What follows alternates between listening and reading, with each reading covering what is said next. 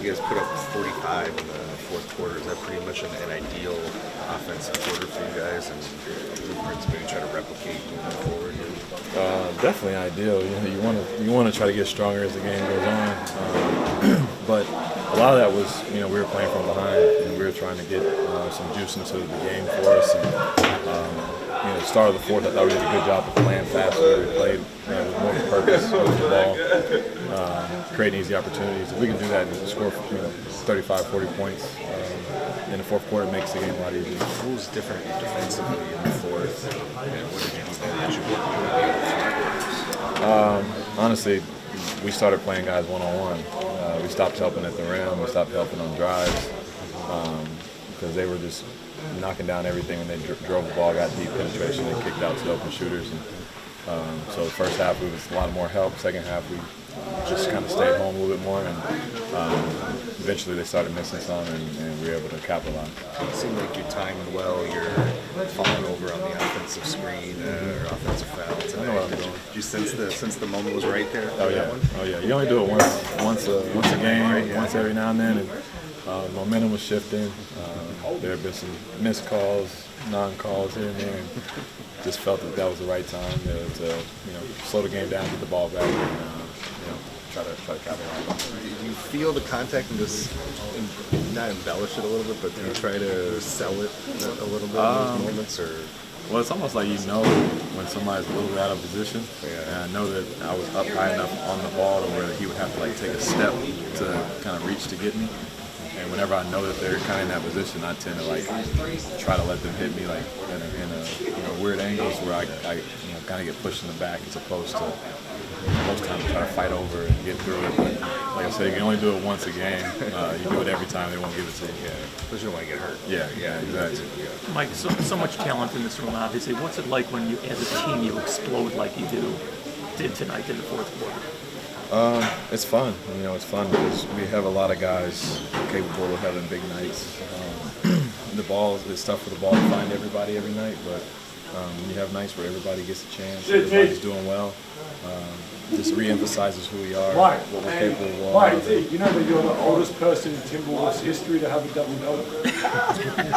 You're old as I'm very old too, apparently. So, yeah, it's fun. It's fun, but like I said, it's fun to see guys play well. And we know we have a high ceiling, and we got a long way to go. Mike, how does it feel to be? Ask him the question.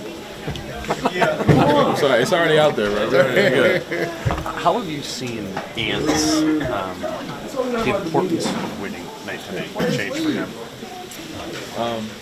This is awkward, but should you go? Okay. Say it again. I'm sorry. It just seems like in all 8 games, the importance of winning the game to Ant was there. All 4 quarters, the entire time. And I mean, he's talked about that before. Fitch talked about that before, where it kind of waxes and wanes, sometimes. How have you seen the importance of night to night competitiveness from him?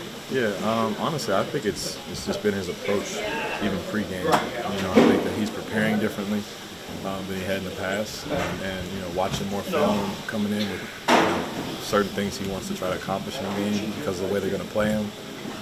He's coming with advice for guys, like if they double me, let's do this. In the fourth quarter, let's switch to this. Those are things he was just kind of leaning on other people to do and kind of just floating through the games, early on in his career. And now he's kind of taking charge of that, taking ownership of that, and really getting a better feel of the game. And I think that allows him to be more present for winning, which happens. And then you guys had a good fourth quarter, but defensively it wasn't there, in the first half largely, and we're probably, if you don't score 45 points here, that's what we're talking about, right? What was the problem defensively from your view of what wasn't working? Honestly, the way we approached the game to begin, we were in a lot of help situations like this. We have a guy like Vucevic, stretch big, who's knocking down. They had guys on the bench who were knocking down as their bigs. It puts a lot of stress on us with Rudy, predominantly in drops or at the rim and trying to help at the rim. It makes for long closeouts. It makes for tough decisions to help. They were doing good. They're a team that plays fast. They get a lot of threes up. Every guard gets the ball and pushes it and tries to create a lane. And when that's happening, you can get scramble situations. And we were just one step behind on all of those early.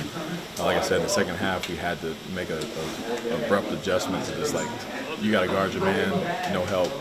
You're not going to have anybody. They lay it up, but we're not giving any more, threes tonight, and that's what we had to do. You've had a bit of a slow shooting start this season. Do you feel like that's starting to turn around for you? Oh yeah, I didn't even know I had a slow start, man. I'm